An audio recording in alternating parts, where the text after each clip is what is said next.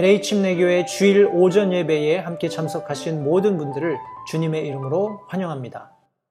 오늘은 요한계시록 19장 우리 남은 부분 11절부터 마지막 절 21절까지의 말씀 함께 나누도록 하겠습니다. 제가 먼저 말씀을 읽고요. 잠시 기도하시고 우리 본문의 말씀 가지고 하나님의 말씀 나누도록 하겠습니다.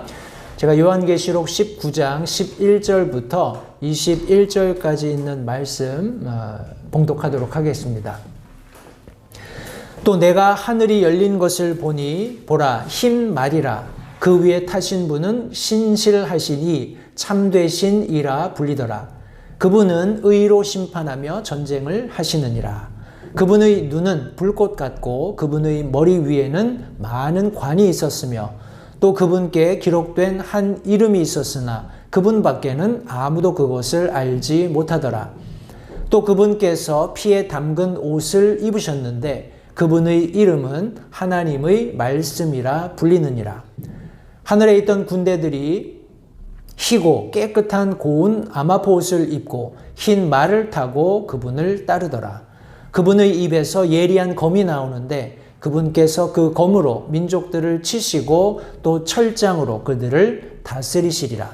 또 그분께서는 전능자 하나님의 맹렬한 진노의 포도즙 틀을 밟으시며 그분께는 그분의 옷과 넓적 다리에 왕들의 왕 주들의 주라고 기록된 한 이름이 있느니라. 또 내가 보니 한 천사가 해 안에 서서 하늘 한가운데로 날아가는 모든 날짐승을 향하여 큰 음성으로 외쳐 이르되 너희는 와서 위대하신 하나님의 만찬에 함께 모여 왕들의 살과 대장들의 살과 용사들의 살과 말들의 살과 말탄 자들의 살과 자유로운 자나 매인 자나 작은 자나 큰 자를 막론하고 모든 사람의 살을 먹으라 하더라. 또 내가 보매 그 짐승과 땅의 왕들과 그들의 군대들이 함께 모여 말 타신 분과 그분의 군대를 대적하여 전쟁을 하더라. 짐승이 잡히고 또 그 앞에서 기적들을 행하던 거짓 대언자도 그와 함께 잡혔는데 그는 짐승의 표를 받은 자들과 그의 형상에게 경배하던 자들을 기적들로 속이던 자더라.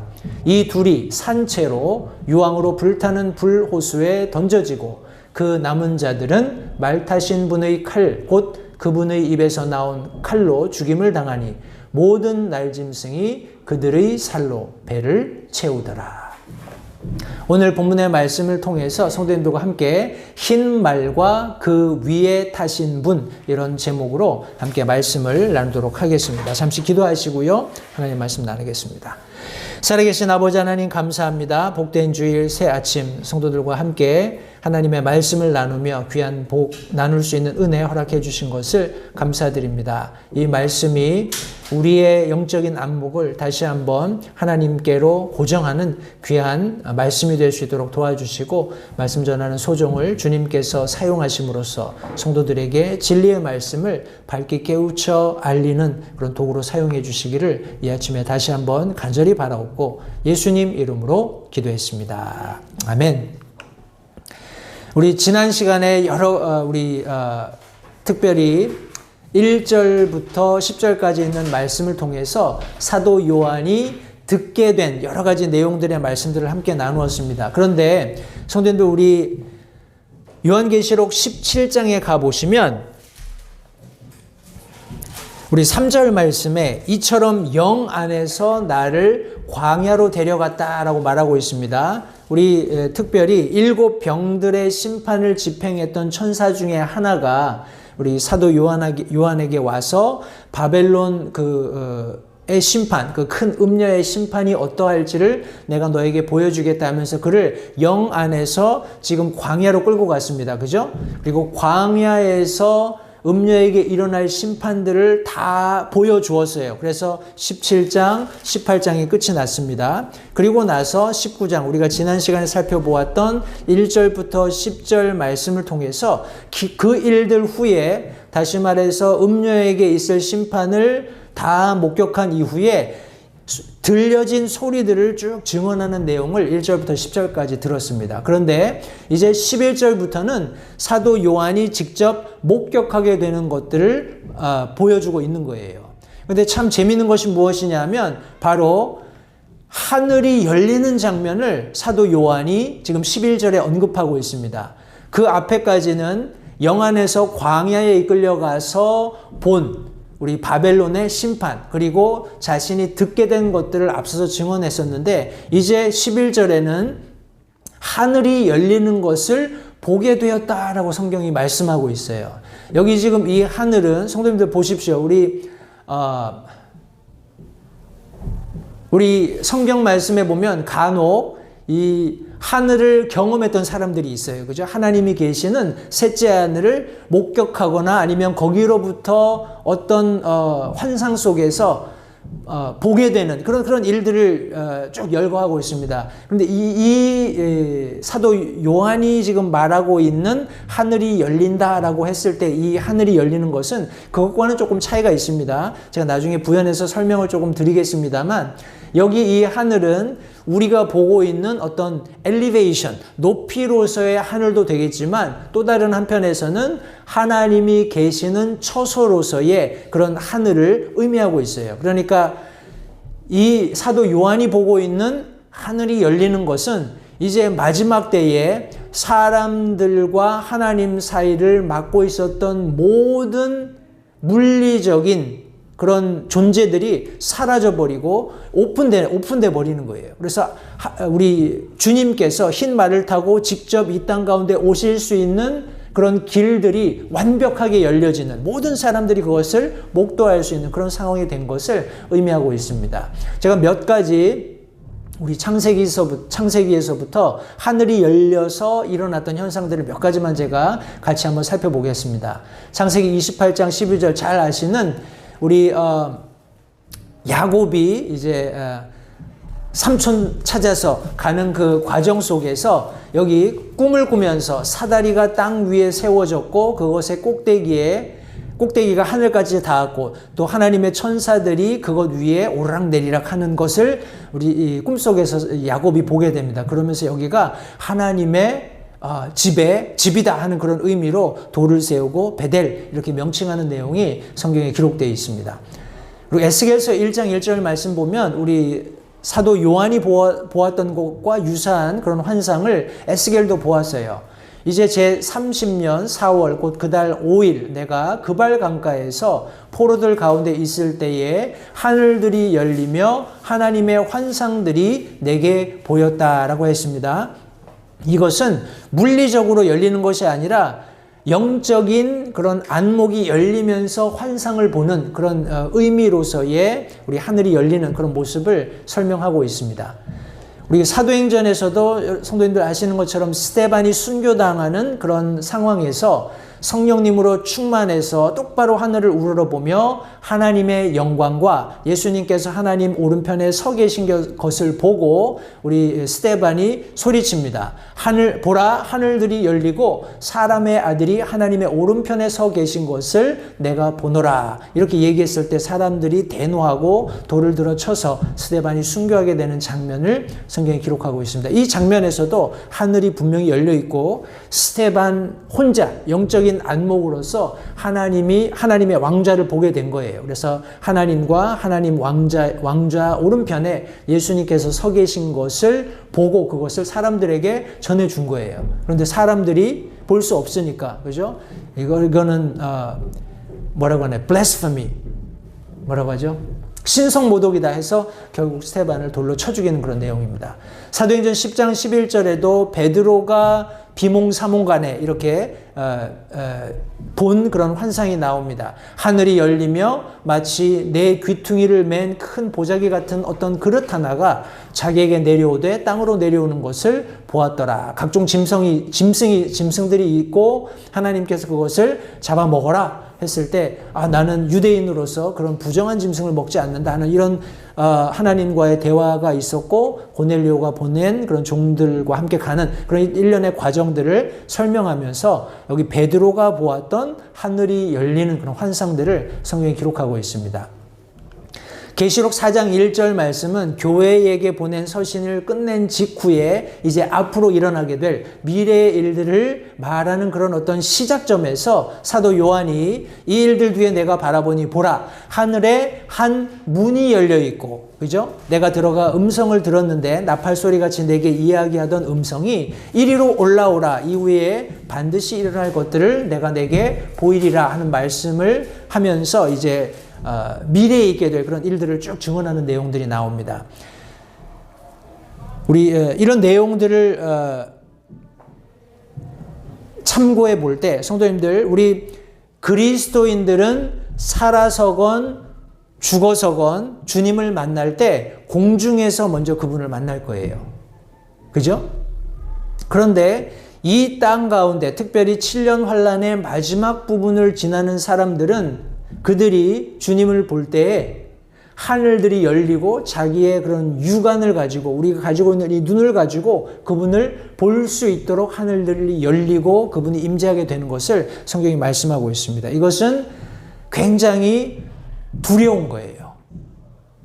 그 말로만 듣던 그들이 그렇게 고통받고 우리 이 땅 가운데 있으면서 7년 환란을 통해서 분명히 살아계신 하나님을 여러 모양으로 하나님께서 증거하셨고 그들이 그것을 알고 있었음에도 불구하고 억지로, 그죠? 자의적으로 하나님을 믿으려 하지 않고 도리어 그 당시에 있게 될 이제 짐승으로 묘사되는 우리 7머리와 10뿔을 가진 짐승으로 묘사되는, 그리고 거짓 대언자로 묘사되는, 그리고 그 배후에 있는 사탄을 의지적으로 숭배하는, 경배하는 그런 지경에 있는 그 사람들이 목격하게 될 예수 그리스도의 재림은 굉장히 무서운, 우리 영어 표현으로 테러 이렇게 얘기해도 충분하지 않을 표현이라고 생각을 합니다. 정말 공포스러운 그런 날이 되리라고 생각을 합니다. 이렇게 하늘이 열리는 것을 사도 요한이 언급하면서 이제 흰 말과 말 위에 타신 분을 묘사합니다. 우리 크게 세 부분으로 흰 말과 말 위에 타신 분을 묘사하는데 그 사이사이에 다른 두 가지가 끼어 있어요. 그것을 우리가 겸해서 함께 살펴볼 텐데, 먼저 흰 말과 말 위에 타신 분, 우리 11절부터 말씀을 보겠습니다. 보라, 흰 말이라. 그 위에 타신 분은 신실하신 이, 참되신 이라 불리더라. 그분은 의로 심판하며 전쟁을 하시느니라. 그분의 눈은 불꽃 같고 그분의 머리 위에는 많은 관이 있으며 또 그분께 기록된 한 이름이 있었으나 그분 밖에는 아무도 그것을 알지 못하더라. 또 그분께서 피에 담근 옷을 입으셨는데 그분의 이름은 하나님의 말씀이라 불리느니라. 먼저 여기 11절 말씀해 보시면 하늘이 열리고 흰 말, 제일 먼저 사도 요한의 눈에 들어온 것은 흰 말이었어요. 그러니까 어떤 면에서는 사도 요한이 지금 예수님께서 이 땅에 내려오시는 모습을 정면에서 목격하고 있다고 생각을 해도 크게 틀린 말은 아니라고 생각을 합니다. 흰 말은 우리 의로운 그런 어떤 통치를 상징한다고 생각합니다. 우리 앞서서 우리 인해심판 과정에서 이 흰말이 한번 언급이 되었어요. 그죠? 말탄자가 있고, 우리 활을 들고 있고, 화살은 없는, 그리고 금관을 쓰고, 마치 평화의 왕처럼, 그죠? 어떤 공의의 통치를 할 것처럼 가장해서 이 땅에 나타나지만, 실제적으로 그 7년 한 중간에 자신의 본 모습을 드러내면서, 이제 소위 말하는, 마귀적인, 사탄적인 그런 지배를 실현하는 그런 모습을 우리가 익히 보았습니다. 그러나 여기 지금 등장하는 흰 말은 참으로 진실로 성경이 말씀하고 있는 공의의 우리 심판을 집행하시는 분께서 타신 말이라는 것을 기억하시기 바랍니다. 그리고 그분의 그 말 위에 타신 분이 있는데 그분의 이름이 신실하신 이 참되신 이다. faithful and true, 이런 이름을 가지고 흰말을 타고 오신다 성경이 말씀하고 있습니다. 이 이름은 성도님들, 우리 그리스도인들에게, 오늘날 사는 교회 시대를 사는 성도들에게도 낯선 이름이 아니에요. 그죠? 우리 요한계시록 3장 14절 말씀해 보시면 라오디게아 사람들의 교회의 천사에게 쓰라. 아멘이요 신실하고 진실한 증인이요 하나님의 창조를 시작한 이가 이것들을 말하노라. 이미 우리 예수 그리스도께서 어떤 분이신지를 교회가 밝히 들어서 교회에 밝히 들어 설명해 주셨기 때문에 우리 이 마지막 7년 환란의 끝에 흰 말을 타고 등장하시는 이 주 예수 그리스도께서 신실하신 이 혹은 참되신 이라고 불리는 것은 저희들에게 전혀 낯선 것이 아닙니다. 우리 요한계시록 22장 6절 말씀에서도 또 그가 내게 이르기를 이 말씀들은 신실하고 참되도다. 주 곧 거룩한 대언자들의 하나님께서 자신의 종들에게 반드시 곧 이루어질 것들을 보이시려고 자신의 천사를 보내셨다. 성경이 말씀하고 있습니다. 우리 계속해서 이 흰 말 위에 타신 분에 대해서 성경에서 의로 심판하며 전쟁을 하신다 하고 성경이 말씀하고 있습니다. 성도님들 우리 모르겠습니다. 제가 여러 차례 언급드리지만 하나님께서 우리 사랑이 많으시고 또 우리 뭐라고 하나요? 은혜가 풍성하시고 긍휼이 많으신 그런 하나님이신 것 맞습니다. 그러나 그런 모든 하나님의 성품, 특별히 우리 인간적인 측면에서 사모하고 그러기를 바라는 하나님의 성품들이 있는 반면에 하나님 자신께서 이미 여러 차례 성경 말씀을 통해서 창세 이후의 모든 인류들에게 보여주신 분명한 하나님의 성품이 있어요. 그것은 공의의 하나님이시라는 거예요. 공의라는 것은 모든 사람들에게 의를 집행하실 때 가감이 없이 그 사람들의 어떤 신분이라든지 어떤 그 사람들의 어떤 컨디션과 상관없이 하나님께서 말씀하신 의를 가지고 공평하게 집행하시는 그런 독특한 하나님이시라는 것을 이미 말씀하셨고 많은 경우에 성경에 기록하셨고 보여주셨습니다. 그리고 그럴 충분한 자격이 있으시다라는 것을 우리 이사야서 9장 6절 말씀이 기록하고 있어요. 이 말씀에 보시면 이는 한 아이가 우리에게 태어났고 한 아들을 우리에게 주셨는데 그의 어깨에는 정권이 놓이고 그의 이름은 놀라우시니 조언자 강하신 하나님 영존하는 아버지 평화의 통치자라 할 것이기 때문이라. 예, 하나님께서 은혜가 풍성하시고 긍휼이 많으시고 자비가 많으신 그런 하나님이신 것이 틀림없습니다. 그러나 그와 동일하게 놀라우신 좋은 자가 되시고 강한 하나님이시고 영존하시며 평화를 사랑하시기 때문에 평화를 가지고 통치하셔요. 성도님들 평화는 우리 그런 거 있잖아요. freedom is not free. 그죠?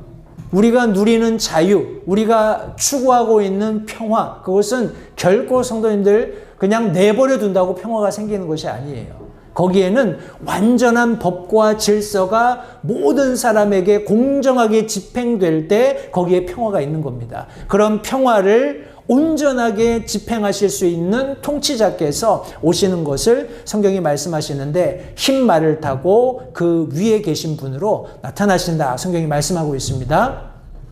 의로 심판하실 때 특별히 예수님의 모습을 이미 많은 경우에 우리가 요한계시록 전반부에서도 살펴보았습니다만 그분의 눈이 불타는 불꽃 같다 이렇게 묘사가 되었어요. 우리 출애굽기 3장 2절 말씀에서 모세에게 자신을 드러내실 때에도 우리 주의 천사가 떨기나무의 한가운데로부터 나오는 불꽃 속에서 그에게 나타나셨다 말씀하면서 사람의 눈에 보기에 소멸되지 않는 그런 불로 자신을 나타내신 것을 성경이 말씀하고 있습니다. 요한계시록 1장 14절에서 그분의 머리와 머리털은 양털같이 희고 눈같이 희며 그분의 두 눈은 불꽃 같고 성경이 말씀하고 있어요. 하나님께서 보시는 사람들은 힘쓰고 애써서 자기의 부도덕함 혹은 자신의 불경건함을 감추려고 하겠지만 하나님의 눈앞에서는 결코 감출 수 없다는 겁니다. 때문에 하나님께서 의롭게 심판하신다는 거예요. 우리 계속해서 요한계시록 2장 18절에 교회 시대에서도 동일하게 우리 예수님께서 이렇게 자신을 드러내셨어요. 두아디라에 있는 교회의 천사에게 쓰라. 불꽃 같은 눈과 정죄된 놋 같은 발을 가진 하나님의 아들이 이것들을 말하노라. 성도님들, 오늘날 모르겠습니다. 특별히 우리가 교회 시대를 살고 있기 때문에 참 은혜를 만끽하며 살고 있는 것은 사실이에요. 그런데 이 은혜를 빙자해서 많은 사람들이 자칭 주님의 종이라고 하는 사람들이 자신의 불의 혹은 부도덕 이런 것들을 하나님의 은혜 뒤에 감추려고 하는 그런 모습들을 우리가 너무 많이 발견하게 됩니다. 그러나 다시 한번 기억하십시오. 하나님께서 의로 심판하시고 전쟁하실 수 있는 유일한 근거는 오늘날 우리 교회 시대에도 동일하게 적용이 되고 경험돼야 됩니다. 우리 믿는 그리스도인 삶 속에서 우리 살아계신 의의 심판자이신 예수 그리스도의 현현이 경험돼야 된다는 거예요. 그분 앞에 감출 것이 없다라는 것을 우리가 스스로 자각하고 시편 기자처럼 내 속 중심을 살피시고 거기에 더러운 것이 있고 하나님께 죄가 되는 것이 있다면 하나님 그것을 끄집어내서 정결하게 해주십시오. 내가 주님 앞에 쓰임받는 종이 되게 해주십시오 하는 그런 심정으로 우리가 이 마지막 때에 사역해야 된다는 것을 우리 우리 자칭 사역자들을 보면서 부끄러운 마음으로 성도님들께 다시 한번 말씀을 드립니다. 이 흰 말과 말 위에 타신 분, 이분은 말 그대로 의로 심판하시고 전쟁하시기 위해서 오신다는 것을 성도님들 기억하시기 바랍니다. 우리가 함께 살펴보고 있는 말씀 속에서 이제 이 예수님께서 특별한 복장을 가지고 계시는데 여기 눈이 불꽃 같고 그분 머리 위에 많은 관이 있을 뿐만 아니라 독특하게 그분이 입고 있는 복장에 대해서 피에 담근 옷을 입으셨다. 이렇게 성경이 말씀하고 있어요. 여기 보십시오. 표현이 그냥 피가 얼룩졌다라는 그런 개념이 아니고 마치 피에 푹 적셔진 것과 같은 옷을 입고 있다라는 거예요.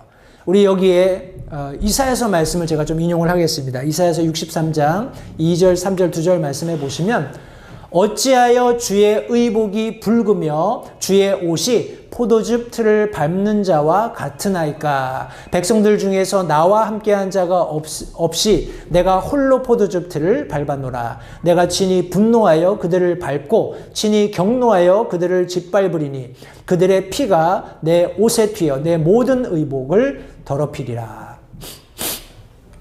저는 개인적으로 이 포도즙 틀을 밟아본 적은 없어요. 그런데 이렇게 그냥 생각해 보는 겁니다. 포도즙 틀에 포도 막 익어서 아주 그냥 과즙이 꽉 찬 포도들을 잔뜩 집어넣고 그걸 밟아야 즙이 나오잖아요. 그죠? 그러면 아마 바지를 둥둥 걷고 외투도 우리 이스라엘 사람들 하는 것처럼 이렇게 가랭이 사이로 넣어서 허리에다 탁 짠매고 아마 가서 열심히 밟을 것 같아요. 처음에는 그 포도즙이 튈까봐 조심조심 밟겠지만 나중에 포도 양이 너무 많으니까 그렇게 해가지고는 이거 밤새도 못하겠다 싶으면 부지런히 밟을 거예요. 그죠? 부지런히 밟는 과정에서 포도의 양도 많고 포도즙 그 틀이 크다면 충분히 포도가 점점 줄어들면서 그 포도 밟는 그 힘 때문에 포도즙들이 옷을 적실 겁니다. 왜 나중에 이것을 풀어젖히면 아마 물들인 것처럼 불그스름하게 옷이 아마 다 적셔져 있을 것 같아요. 근데 성도님들 보십시오. 우리가 이미 요한계시록의 여러 말씀들을 통해서 이것이 무엇을 의미하는지 잘 알고 있어요. 하나님의 분노의 포도즙 틀이다라고 성경이 말씀하고 있습니다. 여기 보면 백성들 중에서 나와 함께한 자가 없이 내가 홀로 포도즙 틀을 밟았다라고 말씀하고 있어요. 이것은 어떤 의미에서는 예수 그리스도께서 집행하시는 공의는 그분께서 공의를 집행하시기 그 이전까지는 아무도 실제적으로 그렇게 할 수 없다라는 것을 반증하는 것이기도 합니다. 이 땅 가운데 성도님들 우리가 역사를 뒤적여 보면 참 저 사람은 탁월하게 정치를 잘했다. 너무 인의 혹은 뭐 공의 이런 것을 집행을 잘했다라고 표현할 사람들이 있을지 모르겠어요. 그러나 그런 사람들의 그런 행적들을 우리가 천천히 살펴본다면 아마 완전한 혹은 완벽한 공의를 집행한 그런 예를 찾아볼 수는 없을 거라고 저는 개인적으로 생각을 합니다. 왜냐하면 유일하신 그리고 아무도 그분의 공의에 버금가는 의를 실제적으로 집행하실 수 있는 분은 이 땅에 존재하지 않기 때문에 그렇습니다. 피에 담근 옷을 입으신 흰 말과 말 위에 타신 분께서 마지막 이 땅을 심판하기 위해서 오신다는 것을 기억하시기 바랍니다. 우리가 함께 나누는 본문 맨 마지막 부분에 보시면 그분의 이름이 하나님의 말씀이다 하고 사도 요한이 증언하고 있습니다. 성도님들 우리가 너무나 잘 아는 우리 사도 요한이죠. 사도 요한이 자신의 복음서신을 처음 쓸 때 처음에 말씀이 계셨고 말씀이 하나님과 함께 계셨고 말씀이 곧 하나님이셨다. 그러면서 이제 14절까지 쭉 말씀을 인용하면서 이 말씀이 육신을 입고 이 땅 가운데 오셨기 때문에 그분의 영광을 봤을 때 은혜와 진리가 충만했다라고 말할 수 있었다고 저는 개인적으로 생각을 합니다. 사도 요한은 알고 있었어요. 하나님의 말씀이셨던 바로 그분께서 곧 하나님 자신이었다라는 것. 그러면서 말씀으로 존재했던 아들 하나님께서 예수 그리스도께서 마지막에 자신의 말씀을 온전히 성취하시는 분으로 드러나는 것을 여기 지금 성경이 말씀하고 있습니다. 창조를 함께 하셨던 아들 하나님께서 마지막에 자신이 하셨던 모든 말씀들을 가지고 심판하시고 이 땅을 정죄하시는 그런 모습을 여기 성경에 묘사하고 있습니다. 이 말과 그 말 위에 타신 분을 제가 앞서서 세 부분으로 설명한다고 했는데 그 중간에 끼어 있는 게 있습니다. 첫 번째가 뭐냐면 예수님을 뒤따르는 군대가 나타납니다. 그리고 이제 뒤에 나타나는 것은 이제 우리 날짐승들을 초대하는 그런 장면이 나와요. 그 두 개를 끼고 우리 말과 그 위에 타신 분을 계속 설명하고 있는데 우리 14절 말씀에 보시면 하늘에 있던 군대들이 희고 깨끗한 고운 아마포 옷을 입고 흰 말을 타고 그분을 따르더라 하고 성경이 말씀하고 있습니다. 우리 이 군대는 누굴까요? 이 하늘에 있던 군대, 희고 깨끗한 고운 아마포 옷을 입고 우리 흰 말을 타고 우리 예수님을 따르고 있는 이 무리는 물론 천사들이 포함될 겁니다. 그죠? 그런데 저와 여러분도 포함된다는 것을 기억하세요. 요한계시록 3장 4절 말씀에 사대에도 자기 옷을 더럽히지 아니한 몇 이름이 내게 있어 그들이 흰 옷을 입고 나와 함께 걸으리니 그들은 합당한 자들이니라. 의로운 옷을 우리에게 입혀주시고 그분께서 이 땅에 의를 가지고 심판하며 전쟁하실 때 이미 승리하시는 편에 서서 우리도 그분과 함께 승리를 만끽할 수 있게 하신다는 약속을 성경이 이미 우리에게 주셨어요. 예수님을 뒤따르는 군대, 성도님들 우리가 어떻게 이 땅에서 삶을 살아야 하는지 다시 한번 우리의 삶을 재점검해야 합니다. 에베소서 말씀처럼 우리는 주님의 군대예요. 마땅히 전신갑주를 입고 이 땅에서 치열한 영적인 전투를 싸워야 합니다. 그런데 중요한 건 뭐냐 하면 우리가 싸워서 패할 수 있는 가능성은 제로예요.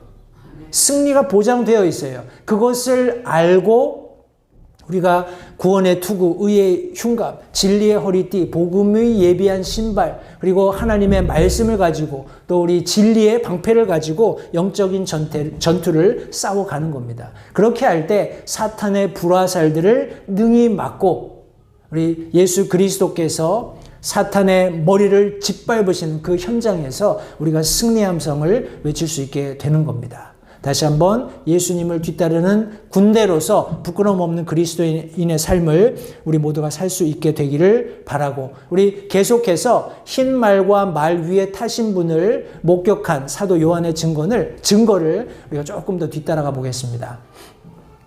15절, 16절 두 절 말씀해 보시면 그분의 입에서 예리한 검이 나오는데 그분께서 그 검으로 민족들을 치시고 또 철장으로 그들을 다스리시리라. 또 그분께서는 전능자 하나님의 맹렬한 진노의 포도즙틀을 밟으시며 그분께는 그분의 옷과 넓적다리에 왕들의 왕, 주들의 주라고 기록된 한 이름이 있느니라. 성경이 말씀합니다. 여기 지금 15절 상반절에 보시면 우리 흰 말과 말 위에 타신 분의 입에서 예리한 검이 나온다. 성경이 말씀하고 있어요.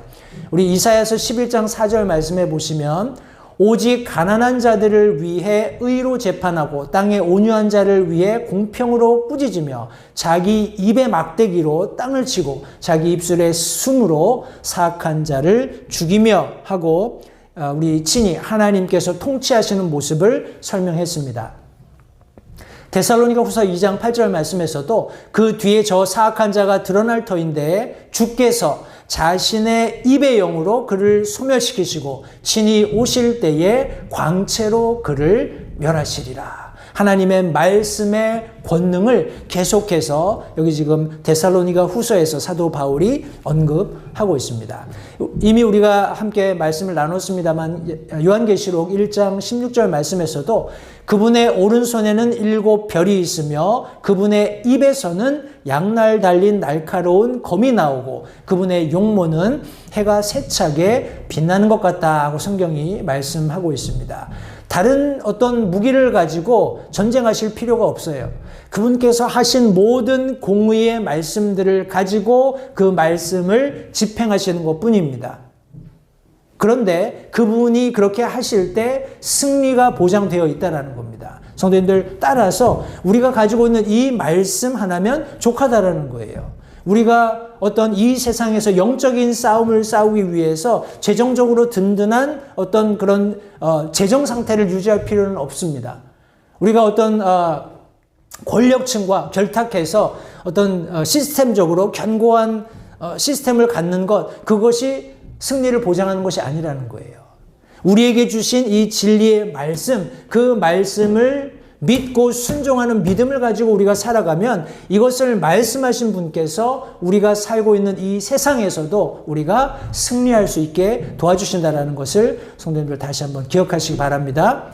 계속 우리가 인용하는 15절 말씀에 보면 이 검으로 싸우시면서 우리 철장으로 그들을 다스리신다 하고 성경이 말씀하고 있어요. 우리 철장으로 다스린다라는 것은 어떤 면에서 통치하시는 것을 의미하죠. 그죠? 통치를 하실 때 그냥 우유부단하게 있는 자의 편을 들고 없는 사람들은 치부하는 그런 통치가 아니라는 거예요. 명확하고 확실하고 완벽한 그런 말씀을 집행하시는 그런 모습을 성경이 묘사하고 있습니다. 우리 앞서 살펴보았던 요한계시록 2장 27절 말씀에 그가 철장으로 그들을 다스리며 토기장이의 그릇같이 부수어 산산조각 내리라. 이것은 곧 내가 내 아버지에게서 받은 것과 같으니라. 이것 역시 우리 교회 시대에 우리 주님께서 어떻게 통치하실 것인지 이미 알려졌기 때문에 그때 흰 말을 타고 오셔서 의를 가지고 심판하며 전쟁하시는 분의 모습으로서 철장으로 다스린다 했을 때 우리에게 절대 낯선 것이 아닙니다. 그죠? 보십시오. 토기장이의 그릇같이 부수신다는 거예요. 사람들은 완고해서 자신의 의를 가지고 혹은 자신이 쌓은 어떤 인간적인 덕을 가지고 하나님 앞에 나가서 그분과 견주려고 합니다. 그러나 하나님의 말씀, 진리의 말씀께서 그들을 마치 토기장의 그릇같이 부수실 때 하나님의 말씀을 가지고 공의를 가지고 그들을 심판하시게 될 것을 성경이 말씀하고 있는 거예요. 성도님들, 성경이 늘 우리에게 권면하고 부탁하는 것처럼 하나님의 말씀 앞에 우리는 부드러워져야 됩니다. 하나님께서 우리를 마음껏 빚으실 수 있게 어떤 모양으로든지 쓰실 수 있게 우리 자신을 하나님 앞에 내어놓는 그런 겸손을 가지고 있을 때 우리 주님이 우리에게 두려운 존재가 아니잖아요. 그죠? 그런데 이 세상 사람들은 너무나 완고하게 자신의 성을 쌓아가고 있어요. 언젠가 철장으로 다스리는 주님을 만났을 때 철저하게 그들의 의가 하나님의 말씀에 의해서 파괴될 것을 성경이 말씀하고 있습니다. 우리 함께 살펴보고 있는 말씀, 우리 15절 하반절에 보시면 하나님의 맹렬한 진노의 포도즙 틀을 우리 주님께서 밟으신다 하고 성경에 말씀하고 있습니다. 여기 보시면 특별히 우리 전능자 하나님이라고 했어요. 여기 전능자라는 것은 실제적으로 하나님께서 말씀하신 것을 집행하시는 분입니다. 우리 성경 원어 자체에서 전능자라고 했을 때 이거 영어로는 그냥 Almighty 이렇게 이야기하는데 All Ruling입니다. 다시 말해서 그분이 통치하시지 않는 것은 하나도 없어요. 완벽한 그리고 우주적인 어떤 예외도 존재하지 않는 전적인 통치를 여기 지금 의미하고 있는 겁니다. 그런데 이분께서 하나님의 맹렬한 진노의 포도즙 틀을 밟는다. 하나님의 맹렬한 진노를 실제적으로 이 땅 가운데 집행하신다라는 거예요. 아무도 그 어떤 사람도 그 어떤 창조 피조물도 이 하나님의 진노를 피해갈 수 없다라는 것을 성도님들 기억하시기 바랍니다. 제가 이미 앞서 인용했습니다만 이사야서 63장 2절 3절 말씀에 우리 여기 하반절에 보면 내가 친히 분노하여 그들을 밟고 친히 경노하여 그들을 짓밟으리니 그들의 피가 내 옷에 튀어 내 모든 의복을 더럽히리라 말씀했어요. 피에 담근 듯한 그런 옷을 입고 계시는 예수님의 모습, 하나님의 진노의 포도즙 틀을 밟으시는 그런 주님의 모습을 성경이 말씀하고 있습니다. 요한계시록에서도 여러 차례 언급되었습니다. 특별히 요한계시록 14장 9절 10절 말씀해 보시면 셋째 천사가 그들을 뒤따르며 큰 음성으로 이르되 만일 누구든지 그 짐승과 그의 형상에게 경배하고 자기 이마 안에나 손 안에 그의 표를 받으면 바로 그 사람은 하나님의 진노의 포도즙 곧 그분의 경노의 잔에 섞인 것이 없이 부은 포도즙을 마시리라. 그가 거룩한 천사들 앞과 어린 양 앞에서 불과 유황으로 고통을 받으리니 말씀하셨습니다. 요한계시록 17장 14절 말씀에서도 이들이 어린 양과 전쟁을 하려니와 어린 양께서 그들을 이기시리니 그분은 주들의 주시요 왕들의 왕이시며 또 그분과 함께 있는 자들은 부르심을 받고 선정된 신실한 자들이니라 하더라. 우리가 살펴보고 있는 요한계시록 19장 11절부터 21절 말씀은 앞서서 우리가 살펴보았던 여러 말씀들을 종합하고 있는 듯한 모습을 가지고 있어요. 계속해서 어린 양께서 전쟁하시는 분노, 하나님의 진노의 포도즙 틀을 밟으시는 것들을 이미 말씀하셨는데 그것이 실제적으로 이루어지는 것을 여기 지금 성경이 말씀하고 있습니다.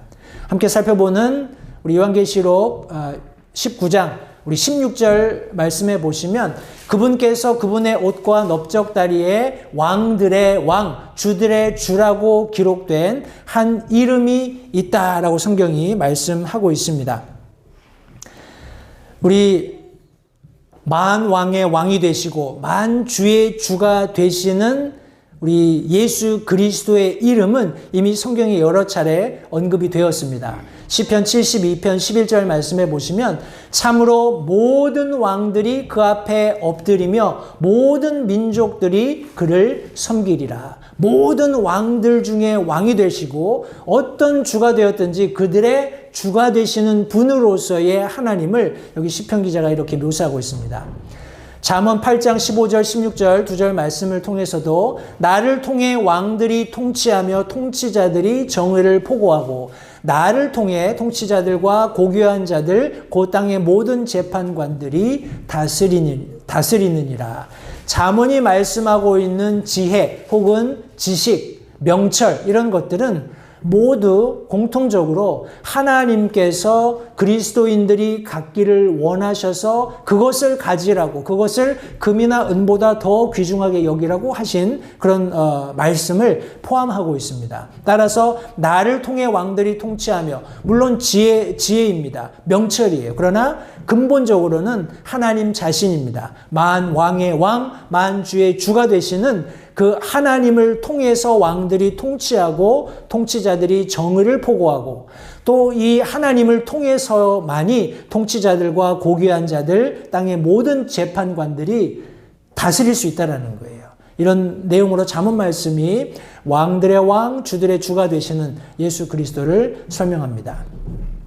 다니엘서 2장 47절 말씀에서도 왕이 다니엘에게 응답하여 이르되, 보십시오. 여기 느부갓네살 왕이, 이방 왕이 하나님을 인정하는 장면입니다. 네가 능히 이 은밀한 일을 드러내는 것을 보니 진실로 너희 하나님은 신들의 신이시요 왕들의 주시며 은밀한 일들을 드러내시는 이시로다 하고. 성도님들, 참 이 느부갓네살 왕이 물론 잘잘못을 따지기 전에 자기에게 일어난 일, 다니엘을 통해서 이루어진 일을 근거로 해서 다니엘이 믿고 있는 하나님을 이렇게 인정한다는 것을 봤을 때, 우리가 앞서 잠언에서 살펴보았던 하나님께서 주시는 지혜 혹은 명철을 가지고 왕들이 통치하고 다스린다고 했는데, 이 느부갓네살 왕은 왕이 될 자격이 있는 사람 같아 보여요. 그죠? 그런 되어지는 일들을 보면서 네가 믿는 하나님은 정말 신들의 신이시고 왕들의 주시고 은밀한 일들을 드러내시는 참 하나님 같다라는 것을 지금 고백하고 있는 거예요.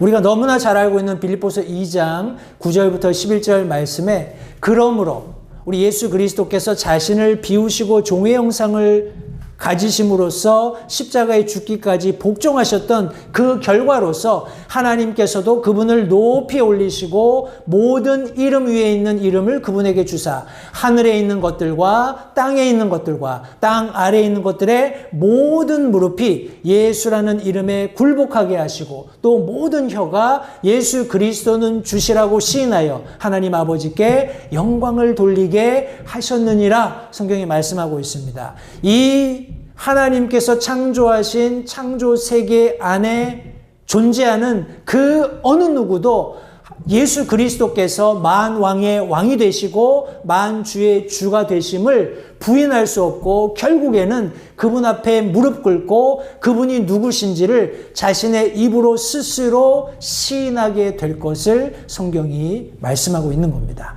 디모데전서 6장 15절, 그분께서 자신의 때에 그 나타나심을 보이시리니 그분은 찬송받으실 유일한 권능자시요 왕들의 왕이시며 주들의 주시니라. 아멘. 이것이 우리가 섬기고 있는 예수 그리스도의 실체입니다. 흰말을 타고 그 위에서 의를 가지고 심판하며 전쟁하시는 이 예수 그리스도의 모습을 성도님들 다시 한번 상상해 보시기 바랍니다. 그런데 이 왕들의 왕, 주들의 주라고 기록되어 있는 것을 우리 사도 요한이 어디서 보았냐면, 그분의 옷과 넓적다리에 이런 이름이 기록되어 있다라는 것을 얘기했어요. 제가 그냥 우스갯소리로 얘기를 드릴게요. 1화입니다. 제가 신학교에 있을 때 이 말씀을 읽으면서 궁금했어요. 야, 이게 옷 넓적다리에 이런 이름이 있으면 나중에 누가 예수님을 믿은 사람이라든지 예수님 모르는 사람이 이 말씀을 읽으면, 야, 이거 봐, 예수님도 타투했네, 그렇게 얘기할 거 아니에요. 그죠? 넓적다리에 이런 이름이 써있다 그러면, 그죠? 그래서 제가 신학교 때 질문을 했어요. 그랬더니 그런 질문은 안 할 거다 막 그러시더라고요. 그러더니 그분이 몇 주 지나고 나서 수업 시간에 막 얼굴이 막 뻐개져가지고 오셨어요. 그러면서 하시는 얘기가, 자기가 이렇게 차를 타고 가는데 그 라디오에서 이제 이런 얘기가 나온 거예요. 넓적다리에 기록된 요한계시록 19장 우리 16절 말씀을 인용하면서 어떤 사람이 이게 하나님이 타투를 했네 어쩌네 막 이런 얘기를 듣고서 자기가 이제 열이 받았다는 거예요. 근데 이제 제가 그 전에 그 질문을 했었잖아요. 그러니까 이제 그것을 기억하는 신학생 제 클래스 중에 몇몇 아이들이 저를 이렇게 쫙 쳐다보더니 씩 웃더라고요. 그래서 이제 저는 그동안에 문제를 다 해결했어요. 그러니까 퀘스천이 있으면은 말씀을 통해서 찾아야 되잖아요. 그래서 제가 다른 분들을 막 찾아다니면서 여기 지금 이 옷과 넓적다리에 왕들의 왕 주들의 주라고 기록된 이름이 있다고 했는데 이게 그런 타투라는 이슈가 있을 것 같은데 이걸 내가 어떻게 이것을 이해해야 되겠냐. 근데 딱히 제가 수긍할 만한 답이 없었어요. 근데 이제 말씀을 통해서 찾게 되었는데 한번 보십시오. 여기 사사기에 보면 에훗이라는 사사가 나와요. 이 사람은 왼손잡이였어요. 왼손잡이였고 아마 단검을 가지고 있었던 것 같아요. 이 단검은 성도님들 우리 장수들은 긴 우리 장검을 가지고 다니잖아요. 그죠? 그런데 좀 이제 포지션이 높은 사람들은 물론 장검도 있겠지만 단검들을 다리에 찹니다. 여기 보면 에훗이 길이가 1규빗이면 이 정도 되는 거잖아요. 그죠? 손끝에서부터 팔꿈치까지 45, 50cm 정도 얘기하는데 이 정도 되는 양쪽에 날이 서 있는 칼을 만들어서 옷 밑으로 넓적다리에 그것을 찼대요. 오른쪽에. 그러니까 오른쪽 넓적다리 옷 밑에다가 그 칼을 찬 거예요. 이해가 되시죠? 그리고 21절 말씀에 보면 자기의 왼손으로, 제가 왼손잡이니까 왼손으로, 여러분들이 보실 때는 오른손이지만 제 왼손입니다. 왼손을 내밀어서 자기 오른쪽 넓적다리에서 칼을 빼서 이제 배를 찌르는 그런 장면이 묘사되어 있어요. 자, 그러면 지금 에훗이 자기 넓적다리에 칼을 찼고 그 위에 옷을 입고 있었잖아요. 그죠? 그러니까 그렇게 옷을 입고 있으면은 아마 여간에서는 이 옷 속에 뭐가 있는지 잘 안 보일 거예요. 그런데 예수님께서 입으신 복장은 흰 아마포옷이잖아요.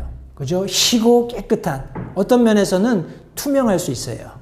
근데 이게 붉게 피에 물들여져 있는 그런 모습입니다만 사도 요한은 아주 냉철하게 예수 그리스도께서 나타나시는 용모를 보면서 그분의 옷을 통해서 넓적다리에 차고 계시는 칼에 뭐라고 쓰여 있는지 본 거예요. 여기 시편 45편 3절 말씀해 보시면 오 지극히 능하신 이여, 이 말씀을 가지고 제가 문제를 해결했어요.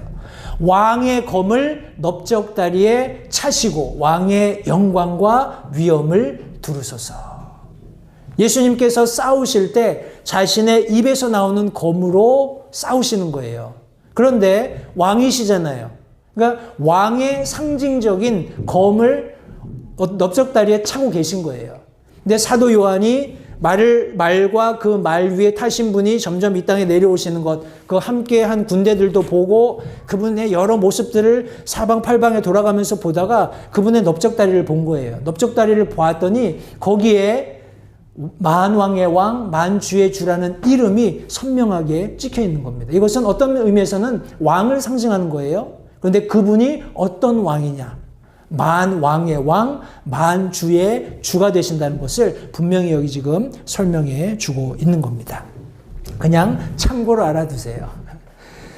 우리 요 두 번째 말과 말 타신 분을 설명하고 나서 우리 독특하게 날짐승들을 향해서 초대하는 그런 초대가 좀 길게 설명되어 있습니다. 17절, 18절 말씀해 보시면 또 내가 보니 한 천사가 해안에 서서 하늘 한가운데로 날아가는 모든 날짐승들을 향하여. 성도님들 보십시오. 우리 지금 그러니까 새들이 하나님께서 진노를 쏟아부으며 전쟁하시는 그 과정 가운데 땅에서 일어나는 그런 참혹한 그런 경관은 좀 그러네요. 그 광경들을 우리가 이제 조금 있으면 살펴볼 텐데, 그런 일이 일어나는 동안 모든 새들이 창공을 지금 나르고 있습니다. 그런 나르고 있는 새들을 향해서 큰 음성으로 이 천사가 외치는 거예요. 너희는 와서 위대하신 하나님의 만찬에 함께 모여서 왕들의 살과 대장들의 살과 용사들의 살과 말들의 살과 말탄 자들의 살과 자유로운 자나 매인 자나 작은 자나 큰 자를 막론하고 모든 사람의 살을 먹으라 하고 만찬을 열어주는 그런 장면이 여기 기록되어 있습니다. 마태복음 24장 28절에 예수님께서 마지막 날 일어날 일들을 말씀하실 때 어디든지 사체가 있으면 거기로 독수리들이 함께 모여들리라. 성도님, 우리 바다에서 해양 수산업을 하시는 분들은 이렇게 낚시하는 분들이라고 하는 게 조금 더 적절할 것 같아요. 낚시하는 분들이 망망대해에서 야 이거 어디 가서 고기를 잡지? 이렇게 고민하시는 분들은 쉽게 그 문제를 해결할 수 있어요. 어떻게 해결하냐면 이렇게 바다 위를 봐서 갈매기 떼들이 꽉 모여 있으면은 반드시 그 밑에는 먹을 게 있는 거예요. 갈매기들이 거기 모여서 지금 막 열심히 물고기를 잡아먹고 있을 거 아니에요. 때문에 그렇게 쉽게 찾는 것처럼 성도님들 여기 특별히 여기는 이제 독수리라고 했습니다만 우리 콘도르라는 대머리 독수리가 있어요. 이 독수리를 보면 이 독수리는 우리 다 자랐을 때 그냥 일반 우리 콘도르가 먹는 하루 먹어치우는 양이 한 2kg 정도 된답니다. 근데 아마 굶주려 있다면 훨씬 더 많은 양을 먹을 거예요. 근데 지금 여기 이런 전쟁에서 일어나고 있는 우리가 뭐 알고 있는 것처럼 여기 예수님께서 마지막 인류와 전쟁하시는 것은 아마겟돈 전쟁이 될 겁니다. 아마겟돈 전쟁 그 넓은 벌판에서 피로 물들여진 주님께서 공의를 가지고 철저하게 그들을 멸하시는 그런 현장에 얼마나 많은 새들이 여기 지금 모여들 것이며 또 마지막 하나님의 이 공의를 집행하는 것을 어떤 의미에서는 모든 창조물들이 마지막으로 우리 어떻게 보면 할렐루야를 샤우팅하는 거잖아요. 그죠? 우리 로마서 말씀에서처럼 인간이 타락한 이후에 모든 피조물들도 함께 신음하고 있는 거예요. 마지막 만찬이 배설되었을 때 모든 날짐승들이 모여서 하나님의 만찬에 참여하게 되는 것을 여기 지금 잠깐 우리 2절 말씀을 통해서 사도 요한이 독특하게 목격하고 기록해 놓았습니다. 우리 마지막 흰말과 말 타신 분을 설명하면서 19절부터 마지막 21절까지 말씀해 보시면 제가 앞서 말씀드린 것처럼 여기 11절부터 21절까지의 말씀은 저희들이 앞서서 이미 살펴본 말씀들을 어떤 의미에서는 좀 요약하고 있는 듯한 그런 특징을 가지고 있습니다. 19절 말씀에 또 내가 보매 그 짐승과 땅의 왕들과 그들의 군대들이 함께 모여 말 타신 분과 그분의 군대를 대적하여 전쟁을 하더라. 성경이 말씀하고 있습니다.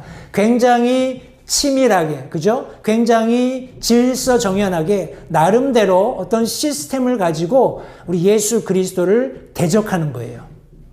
보십시오. 그 짐승, 땅의 왕들, 그리고 그 왕들의 군대들이 함께 모여서 이제 예수 그리스도와 그분의 군대들과 우리 싸우는 그런 장면입니다. 20절 말씀에 짐승이 잡히고 이 결과입니다. 이미 어떻게 전쟁이 이루어질지는 이미 성경에 정확히 기록되어 있어요.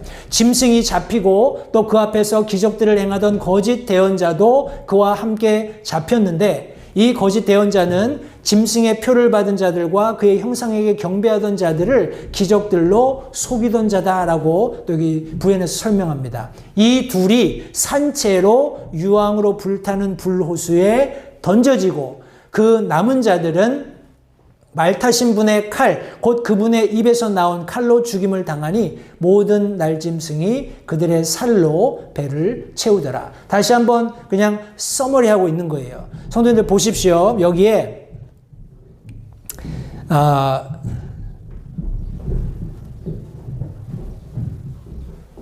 짐승이 나오고 특별히 여기 또 거짓 대언자가 나옵니다. 이 둘은 불못에 던져져요.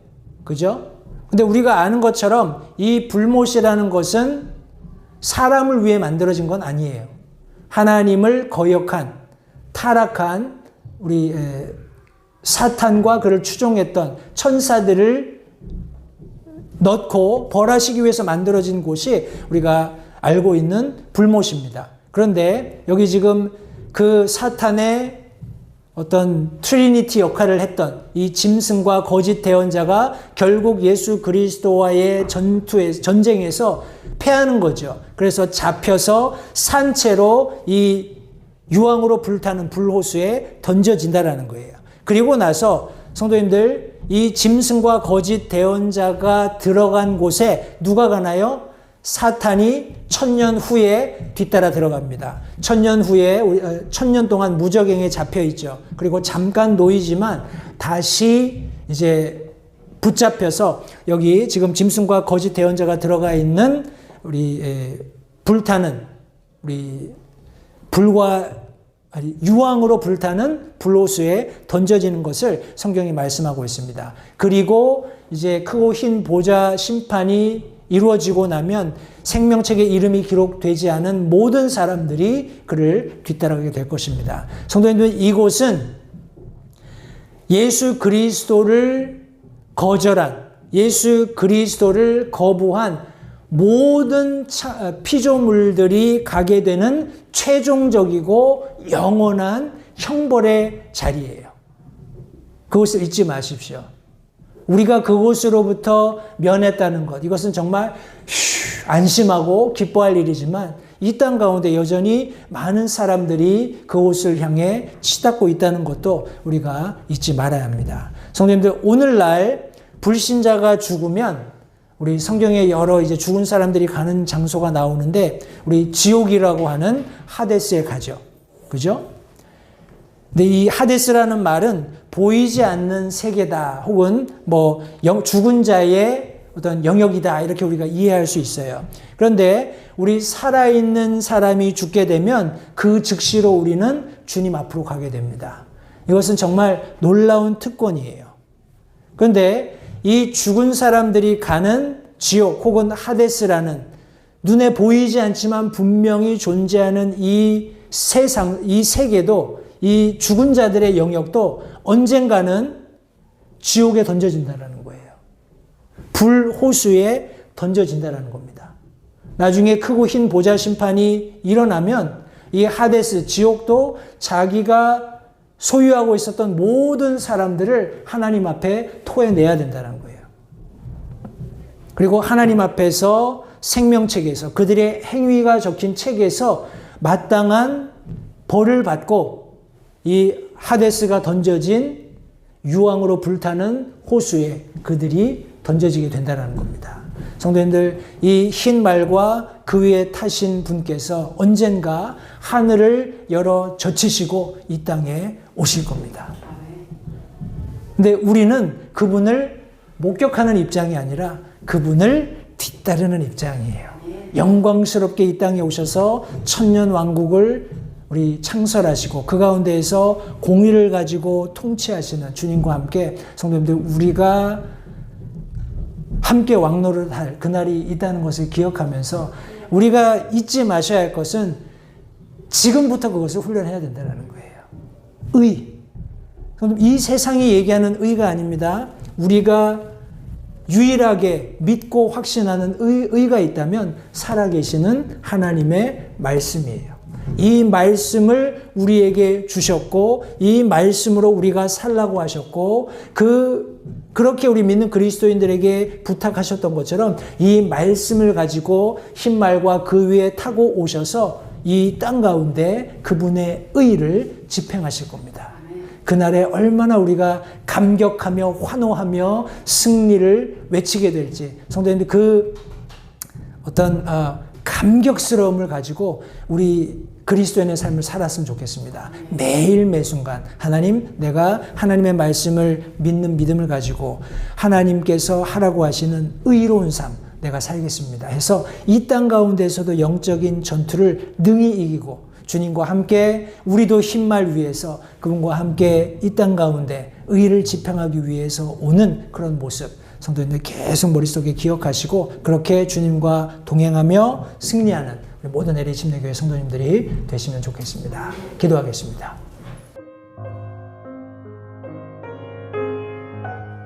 잠시 들으신 말씀에 따라 결단하는 시간을 가지시기 바랍니다. 하나님께서 무엇을 말씀하시든지 따르기로 결단하십시오. 하나님께서는 순종하는 자들을 존중하십니다. 아직 예수님을 개인의 구주로 영접하신 사실이 없으시다면 자신이 죄인됨을 인정하며 하나님께 나오는 자들을 하나님께서 받아주신다는 확실한 말씀에 근거하여 다음과 같이 기도하십시오. 하나님, 나는 죄인입니다. 나는 내 죄로 인해 죽을 수밖에 없음을 압니다.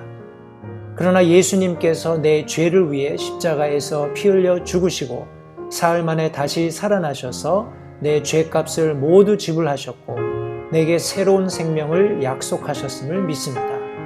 지금 이 순간 예수님을 내 마음에 모셔드립니다. 내 마음에 오셔서 나의 주와 그리스도가 되어주십시오. 예수님 이름으로 기도했습니다.